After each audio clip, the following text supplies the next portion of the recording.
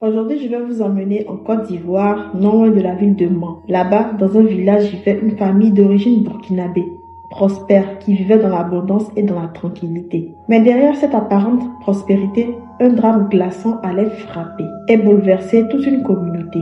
Hello la team Drea, bienvenue sur ma chaîne YouTube. Aujourd'hui, on se retrouve pour une nouvelle Storytime Horreur.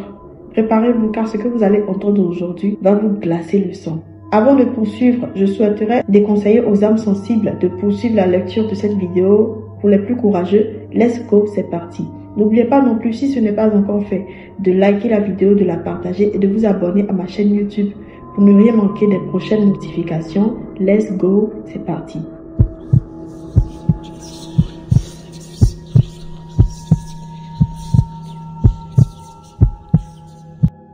Tout a commencé avec la mort brusque d'un jeune homme appartenant à cette famille prospère originaire du Burkina Faso.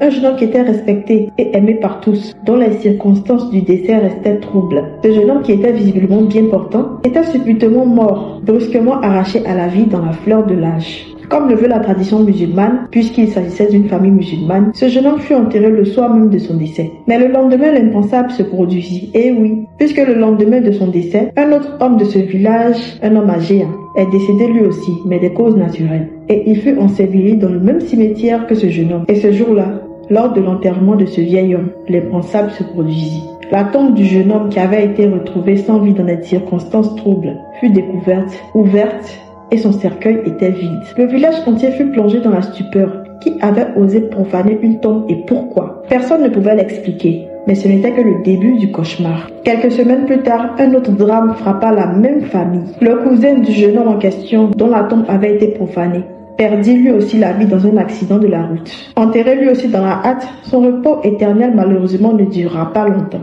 puisqu'il subira aussi le même sort, voire pire. Car quelques jours plus tard, lui aussi, sa tombe fut retrouvée profanée. Mais cette fois-ci, c'était vraiment l'horreur totale. Son corps avait été retrouvé à quelques mètres de sa tombe, mutilé, et quelques parties de son corps avaient disparu. Et dans le village, c'était vraiment la panique. Les habitants étaient sous le choc et tous voulaient comprendre et savoir qui était derrière cette barbarie.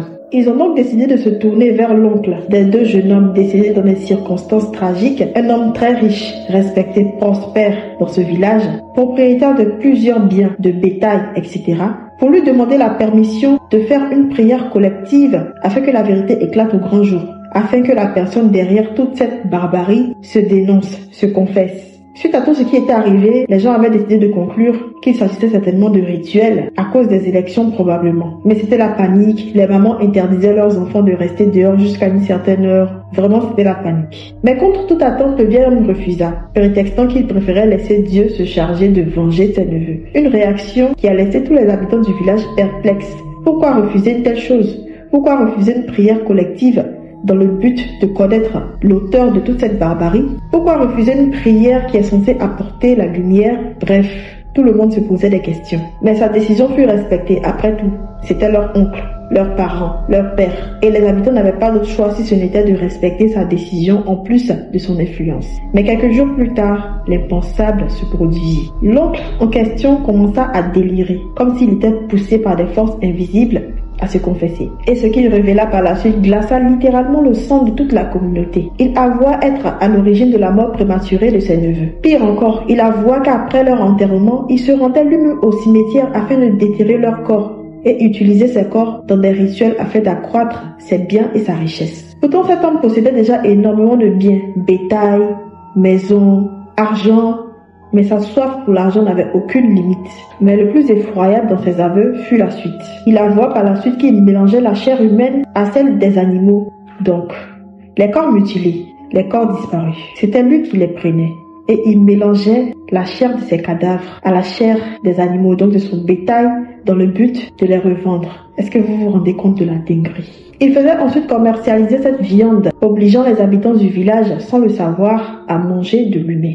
Et comme si cela ne suffisait pas, il avoua être à l'origine de la mort mystérieuse de sa fille cadette. Et oui, il avait une fille très jeune qui est décédée dans des circonstances troubles aussi, pleine de vie, bien portante, dont on ne soupçonnait aucune maladie, ni aucun danger. Et dans un aveu encore plus monstrueux, il avoua avoir mis enceinte sa fille aînée. Pour dissimuler cette abomination, il a donc précipité le mariage de sa fille aînée afin que sa grossesse soit attribuée à son mari. Et toutes ces choses étaient dans le seul et l'unique but de devenir encore plus riche. Comment est-ce qu'on peut faire ça à sa famille? Et tout le village était choqué, dégoûté. Était-ce le choc? Est-ce que c'était de la folie? Personne ne savait. Ces propos ont été enregistrés, mais par peur des représailles, ils n'ont jamais été diffusés publiquement. Finalement, il est remis aux autorités, mais jusqu'à ce jour, le doute plane. Certains se demandent s'il paiera vraiment pour tout ce qu'il a fait. Cet homme a-t-il réellement payé pour ses crimes? Est-il réellement derrière les barreaux ou bien protégé par sa richesse et son influence? Vit-il quelque part en liberté ou en exil? Bref, tout le monde s'interroge, tout le monde se pose la question de savoir si la justice a vraiment fait son travail. Dans ce village de la Côte d'Ivoire, cette affaire reste toujours un traumatisme collectif. Des gens qui avaient été victimes de cannibalisme, des personnes qui avaient pratiqué sans le savoir le cannibalisme. Et c'est vraiment terrifiant. Une histoire où le cannibalisme, les rituels occultes et l'horreur se sont mêlés, laissant derrière elles des familles brisées, anéanties, et une communauté entière marquée à jamais par le poids du silence et du doute. Et vous, qu'en pensez-vous? Selon vous, est-ce que la justice a-t-elle réellement été rendue pour tout ce qu'il a fait? Ou l'argent et le pouvoir ont-ils une fois de plus triomphé sur la vérité? Et ouais, le dehors est mauvais, le dehors est risqué. Pour de l'argent, il a fait manger de l'humain aux gens. Les gens sont prêts à faire tout et n'importe quoi pour de l'argent. C'est pourquoi c'est vraiment déconseillé de manger n'importe où dehors. Si vous n'avez pas trop d'affinité avec une personne, je vous déconseille d'aller manger dans son restaurant. Et je comprends les personnes qui n'aiment pas la viande rouge. Avec tout ce qui se passe, bref, vos avis seraient les bienvenus. Merci d'avoir suivi le témoignage jusqu'à la fin. N'oubliez pas de commenter, surtout de liker et de partager afin de soutenir ma chaîne. Et on passe à la seconde histoire. Un simple mariage qui a tourné au drame mystique. Hello la team, on se retrouve aujourd'hui pour une nouvelle story time qui m'a été rapportée par l'un de mes abonnés qui souhaiterait rester dans l'anonymat. Un témoignage vraiment très grave qui retrace les circonstances dans lesquelles sa cousine, qui savait magnifiquement placer du henné, a été victime d'attaques mystiques au point de frôler la mort. Si vous êtes passionné des histoires paranormales, mystiques ou horreurs, je vous souhaite donc la bienvenue sur ma chaîne YouTube. Je vous invite donc à vous abonner pour ne rien manquer des prochaines notifications. Let's go, c'est parti. Comme d'habitude, je préfère m'approprier le témoignage. C'est ma façon à moi de relater un fait et je trouve que c'est beaucoup plus intéressant comme ça. Je préfère apporter la précision parce qu'il y a beaucoup de personnes qui sont assez confuses, qui pensent que c'est moi qui vis toutes les histoires qui sont sur mes différentes pages. Non, j'aime plutôt relater les faits à la première personne. Donc, on peut commencer. Tout a commencé en avril dernier. Ma grande sœur venait d'accoucher. Et avec ma mère, nous étions partis la rencontrer, vu que nous n'étions pas dans la même ville. Le but de notre visite était de savoir comment elle se portait avec le bébé, mais aussi nous voulions également assister au baptême du bébé. Puisque ma grande sœur venait d'avoir un bébé, nous avions décidé de rentrer avec elle. Et nous avions également profité pour amener ma cousine à la fin de notre séjour, la protagoniste de cette histoire. Ma cousine devait aider maman dans les différentes tâches ménagères et soutenir ma grande sœur qui venait d'accoucher, vu que je n'avais pas le temps en raison de mes études. Il faut savoir que ma cousine est très connue dans notre entourage, dans notre quartier. Elle sait magnifiquement poser du henné, au point que les femmes la sollicitent constamment dans le but d'embellir leurs mains lors des cérémonies et mariages. Quelques jours après notre arrivée, alors que nous regardions tous la télévision un après-midi, un enfant est venu frapper à la porte. L'enfant demanda à ma cousine. Des clients voulaient qu'elle vienne leur poser du henné pour un mariage. Mais ce jour-là, ma cousine ne se portait pas bien. Elle était vraiment épuisée. Ce n'était pas la forme. Et moi, je lui ai dit, il serait préférable de rester te reposer parce que la santé n'a pas de prix.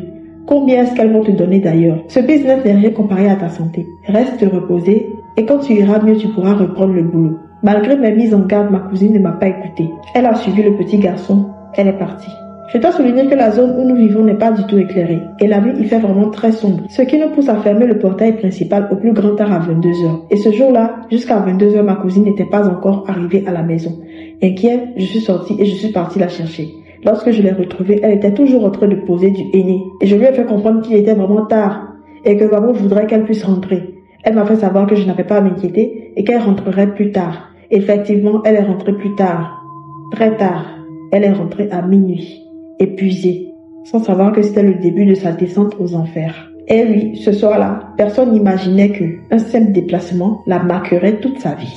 Le lendemain, ma cousine est partie encore plus tôt chez ses prétendues clientes. Et oui, il y avait plus de travail que prévu, nous disait-elle, pour ce mariage. Et elle est rentrée tard, très épuisée, avec un simple plat, sans poisson ni viande, comme remerciement. Elle a mangé et nous ne savions pas que tout commençait là. 2 jours plus tard, elle s'est réveillée en larmes. souffrant de terribles douleurs au ventre. Et là, elle a commencé à nous raconter un rêve troublant. Dans ce rêve, des inconnus lui avaient donné de l'eau à boire. Elle avait bu. Et ces personnes-là, dont elle ne connaissait pas l'identité, l'avaient entraînée dans une sorte de forêt obscure. Après quelques minutes de longue marche, ces personnes lui avaient demandé d'attendre et sont parties. Ces personnes l'avaient abandonnée dans cette forêt. Ignorante, elle est restée là pendant des minutes et des minutes, jusqu'à apercevoir une vieille femme. Lorsqu'elle a aperçu cette vieille femme, cette dernière s'est rapprochée d'elle et lui a fait comprendre qu'elle devait fuir si elle voulait vivre. En d'autres termes, la vieille dame lui a dit « Fuis si tu veux vivre, cours et ne regarde pas derrière toi ».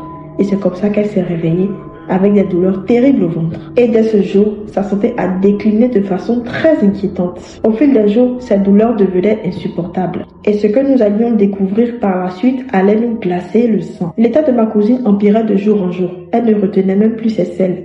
Ma mère était contrainte de lui faire sa toilette. J'ai dû arrêter les cours pour venir en aide à ma mère, car entre ma cousine malade et ma grande sœur qui venait d'accoucher, les choses étaient vraiment devenues très compliquées pour ma mère. Et j'ai voulu lui venir en aide, parce qu'elle ne se retrouvait pas avec les deux. Nous avions fait venir à la maison le médecin qui suivait ma grande sœur, car cette dernière est drépanocytaire. Mais après des injections et des traitements, aucune amélioration.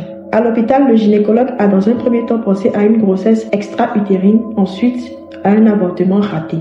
Lorsqu'il nous a fait savoir que ma cousine était probablement enceinte ou avait probablement fait un avortement qui s'était mal passé, on a tous crié impossible.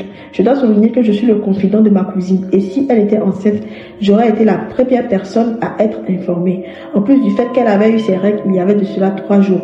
Et à ce que je sache, ma cousine n'avait aucune fréquentation dans notre secteur, à part un jeune homme qui lui tournait autour, qui lui faisait la cour, mais elle n'avait jamais accepté ses avances. Finalement, le médecin nous conseilla de la transférer dans un hôpital plus équipé. Mais avant, il nous murmura ceci. Il nous dira de vraiment faire attention et qu'il pense sincèrement que cette histoire n'est pas du tout simple.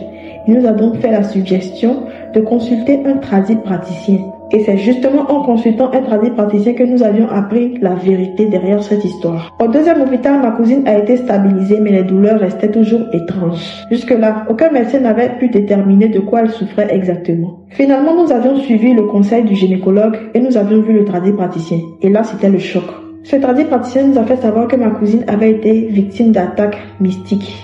Et tout a commencé à partir du moment où elle était allée poser du henné à ce fameux mariage. Là-bas, on lui a donné de l'eau qu'elle a bu, de la nourriture qu'elle avait mangée. Et à partir du moment où elle avait accepté de boire et de manger là-bas, elle était immédiatement tombée sous une emprise mystique. Ces personnes voulaient lui écourter la vie. Mais le plus choquant derrière tout ça, il y a une jeune fille dans le quartier, oui. Une jeune fille que nous connaissions plus ou moins de visage, une jeune fille qui faisait partie du voisinage. Cette jeune fille était jalouse de ma cousine car son petit ami lui faisait des avances. Je vous avais fait comprendre un peu plus tôt qu'il y avait un jeune homme dans le quartier qui courtisait ma cousine. Et bien ce jeune homme-là était le petit ami de cette jeune fille qui était en réalité une sorcière et qui voulait nuire à ma cousine, l'éliminer avec l'aide de sa confrérie. Et c'est à partir de ce moment-là que ma cousine a commencé à vivre tous ces phénomènes terrifiants. Ma cousine était attaquée mystiquement. Tout ça à cause d'un jeune homme. Un soir, alors que nous mangions tous, ma cousine a laissé tomber son plat et a commencé à fixer un endroit sombre de la maison. Elle semblait très effrayée, très inquiète, anxieuse et troublée. Ensuite, elle s'est mise à hurler. Ils sont là, ils sont venus me chercher. Ils sont venus me chercher en montrant du doigt un coin de la maison. Franchement, nous ne voyions rien. On se demandait qui était venu la chercher. Elle était apparemment la seule à pouvoir voir ce groupe de personnes dont elle parlait. Puis, elle est tombée inconsciente. Nous avions dû cette nuit-là appeler un imam du quartier puisque nous sommes musulmans. Et entre prière, encens et récitation du Coran, Dieu merci, ma cousine s'était réveillée. Elle ne semblait pas se souvenir de ce qui venait de se produire. Et nous avions préféré ne rien lui dire pour ne pas l'effrayer, du moins pour ne pas l'inquiéter. Pourtant, les jours suivants, elle semblait possédée. Franchement, elle avait des agissements qui nous inquiétaient beaucoup. Par moments même, elle se comportait comme les gens sur leur lit de mort. Franchement, nous avons beaucoup souffert à ce moment-là. Nous étions affectés psychologiquement, moralement, même physiquement par tout ce qui se passait. J'avais beaucoup de peine pour ma cousine parce qu'elle était beaucoup plus proche de moi. Une jeune fille qui avait vraiment la joie de vivre. Ça me faisait beaucoup de peine de la voir dans cet état. Ces personnes-là voulaient vraiment écouter la vie de ma cousine. Et ces personnes savaient que nous savions qu'ils avaient attaqué ma cousine vu que le praticien les avait identifiés. Elle ne dormait pas la nuit. Ma cousine avait eu le malheur d'aller mettre du henné à ce mariage. Elle n'avait plus la paix. Et nous étions vraiment troublés, nous étions terrorisés, nous étions terrifiés. Mais le pire restait à venir et il allait se produire pendant la Tabaski. À quelques jours de la fête de la Tabaski, ma cousine voulait rentrer chez elle car elle voulait fêter là-bas. Une fois rentrée, les choses vraiment s'étaient empirées. Ses selles étaient mélangées de sang. Ma cousine ne dormait plus et ma cousine n'avait aucun repos. Mais selon le tradipraticien, c'était mieux. C'était la meilleure chose à faire, vu que les personnes qui étaient à la base de tout ce qui lui arrivait lui préparaient bien pire si elle était restée encore chez lui. Et avec le temps, Dieu merci, la prière, l'état de ma cousine s'était amélioré. Après des mois de larmes, de douleurs, de tortures, aujourd'hui ma cousine s'en est remise et elle va bien. C'est tout pour le témoignage de mon abonné. Dites-moi ce que vous en pensez dans les commentaires. Une jeune fille qui n'avait rien demandé et qui n'avait pas séduit volontairement ce jeune garçon avait été victime d'attaques mystiques au point de frôler la mort. C'est vraiment triste et j'aimerais vraiment inciter toutes les personnes regardant cette vidéo à éviter de manger chez n'importe qui. On ne boit pas chez tout le monde, on ne mange pas chez tout le monde. Il y a énormément de personnes qui ont été initiées à la sorcellerie par la nourriture. S'il n'existe aucune familiarité entre vous et une personne, je vous déconseille franchement de manger chez cette personne. Surveillez beaucoup vos enfants, interdisez-leur même si possible de manger chez leurs voisins, chez leurs amis à l'école. Une nuit avec un fantôme. Les faits qui vont suivre m'ont été rapportés par un abonné des champions d'Afrique. Ah ouais, petite parenthèse, j'espère vraiment que cette année-là, la Côte d'Ivoire va prendre la 4e étoile, franchement. Sinon, dans mes prochaines storytime, je vais plus dire champion d'Afrique, d'accord? Bienvenue pour une nouvelle storytime paranormale qui m'a été rapportée par l'un de mes abonnés et les faits se sont produits dans la commune de Abobo. Il me dira, l'histoire s'est produite en 2009 dans la commune d'Abobo et c'est l'histoire de mon voisin. Je préfère lui attribuer un prénom d'emprunt et je vais le nommer Jacques. Jacques est un chauffeur de taxi très dévoué à son boulot, assidu. Et il avait un ami à qui j'attribuerai également un nom d'emprunt, Jérôme. Tous les deux vivaient ensemble dans la commune de Port-Boué et ils s'entendaient vraiment très bien. C'étaient des meilleurs amis en plus d'être des collègues. Ils avaient fait 20 ans dans la commune de Port-Boué. Les femmes de Jacques et Jérôme aussi s'entendaient super bien, elles étaient complices. Et au bout d'un moment, Jacques et sa femme ont informé Jérôme et sa femme qu'ils avaient l'intention de quitter la commune de Port-Boué pour s'installer à Abobo Avocati. C'est comme ça que Jacques et sa femme ont commencé les déménagements et lorsque le déménagement avait pris fin, Jacques et sa femme avaient décidé d'inviter le couple Jérôme à leur domicile afin que ces derniers puissent venir connaître leur nouvelle maison. Et c'est comme ça que les deux couples avaient gardé le contact en se visitant de temps en temps, en communiquant bien sûr régulièrement au téléphone. Et c'est alors qu'un soir, alors que Jacques était au volant, il a été contacté par son ami Jérôme. Il décroche le téléphone et son ami Jérôme le salue en lui disant « Allô Jackie, où est-ce que t'es ?» En ce moment même, Jacques était à Treichville, précisément au niveau de la gare de Bassam. Il avait pris un client dans son véhicule. C'est comme ça que Jacques répond « Ouais, je vais bien en ce moment, je suis à Treichville, précisément à la gare de Bassam. Là, il y a un chauffeur de mon véhicule qui va à Abobo, donc je vais profiter en même temps pour le déposer et moi aussi rentrer chez moi. » C'est comme ça que Jérôme lui fait savoir qu'il aimerait venir dormir chez lui. Jacques, lorsqu'il avait entendu ça, il était vraiment content, vu que ça faisait un bail qu'il ne se voyait pas. Il n'était plus dans la même commune et en ce moment, dans cette période, la femme de Jacques était en déplacement. Alors lorsque son ami lui a fait savoir qu'il passerait le saluer et qu'il aimerait profiter de l'occasion pour dormir chez lui, Jacques était vraiment très heureux. Il a dit mais c'est bien, c'est une bonne nouvelle, ça fait longtemps qu'on ne s'est pas vu, ça sera disons une sorte de retrouvaille. En ce moment même ma femme est en déplacement, donc je suis seule à la maison, ça tombe bien, je vais commander un gros poulet et on va manger, on va papoter un peu, on va passer une belle soirée ensemble. Et c'est comme ça qu'ils ont rigolé et la conversation a pris fin. Bon, Jacques n'était plus très loin en fait de la commune d'Abobo. Mais bizarrement, lorsqu'il est arrivé chez lui, il a retrouvé son ami Jérôme devant sa maison, vers 20h. Lorsque Jacques a vu Jérôme, il était surpris. Il a dit, mais tu as été super rapide, hein? Comment ça se fait que tu m'aies dévancé? Comment ça se fait que tu te retrouves là? Normalement, je devais arriver avant toi. Et Jérôme va lui dire, non, t'inquiète pas, en fait, anyway, lorsque je t'appelais, j'étais déjà dans la commune d'Abobo et je voulais te faire la surprise. Sans poser une seule question, Jacques était très content de voir son ami. Ils sont rentrés dans la maison, ils ont échangé juste un petit peu et ils sont sortis vers 21h. Ils sont allés s'asseoir dans un maquis de la place. Là-bas, ils ont mangé, ils ont bu, ils ont parlé de tout et rien, ils ont rigolé. Bref, ils ont passé une merveilleuse soirée ensemble. Et tous les deux ont décidé de rentrer à minuit. Finalement, ils ont décidé de se reposer à minuit. Jérôme et Jacques étaient couchés, côte à côte, l'un près de l'autre. Et vers 6h du matin, le téléphone de Jacques sonne. Il se réveille, il veut décrocher, il constate que son ami, qui était couché juste à côté de lui, n'y est plus. Dans un premier temps, il s'est dit peut-être qu'il était dans les toilettes, peut-être qu'il était parti uriner. Il décroche et il constate que la personne au bout du fil pleure. Cette personne, c'est la femme de son ami Jérôme, qui lui annonce une mauvaise nouvelle, comme quoi son ami Jérôme est décédé dans la nuit d'hier, vers 20h. Alors que Jacques l'avait vu devant sa porte, vers 20 heures. Et ces révélations lui ont littéralement coupé le sommeil. Il a dit non mais c'est pas possible, comment ça se fait? J'étais avec lui hier, il m'a rejoint. Je l'ai retrouvé devant chez moi vers 20 heures. Exactement. Nous avions rigolé, nous avions papoté un peu, nous sommes allés manger ensemble, nous avons bu et nous sommes rentrés vers minuit pour se reposer. Actuellement, je te parle, il est dans les toilettes en fait. Et comment est-ce que tu peux me dire qu'il est décédé? Donc, dans la panique et dans l'effroi, Jacques se précipite dans les toilettes pour constater que son ami n'est pas là. Jacques vérifie la porte de la chambre, il constate que la porte de la chambre est fermée à clé, comme la veille. Pourtant, il ne retrouve son ami nulle part. Son ami ne pouvait pas sortir puisque la porte de la chambre était fermée de l'intérieur. Supposons même qu'il soit sorti. Normalement, la porte devait être fermée de l'extérieur. Donc, comment est-ce qu'il a pu sortir? Jacques ouvre la porte de sa chambre. Il se rend au salon. Il fouille. Il constate qu'il n'y a personne. Il vérifie la porte du salon. Il constate que la porte du salon est fermée exactement comme la veille. Il sort du salon. Il constate que le portail principal de la maison est fermé comme la veille. Il comprend pas en fait. Il fouille dans toute la maison pour constater que son ami n'est nulle part dans la maison. Là, il est choqué. Il est vraiment intrigué. C'est clair qu'il n'a plus sommeil là. Il sort dans le but de prendre un peu d'air parce qu'il n'en revient pas. Il est troublé, il est stupéfait et il n'arrive pas à comprendre ce qui vient de lui arriver. Il est resté dehors pendant longtemps, jusqu'à 10 heures, dans le but de pouvoir se reprendre. Et il s'est mis à expliquer ce qu'il avait expérimenté à qui voulait l'entendre.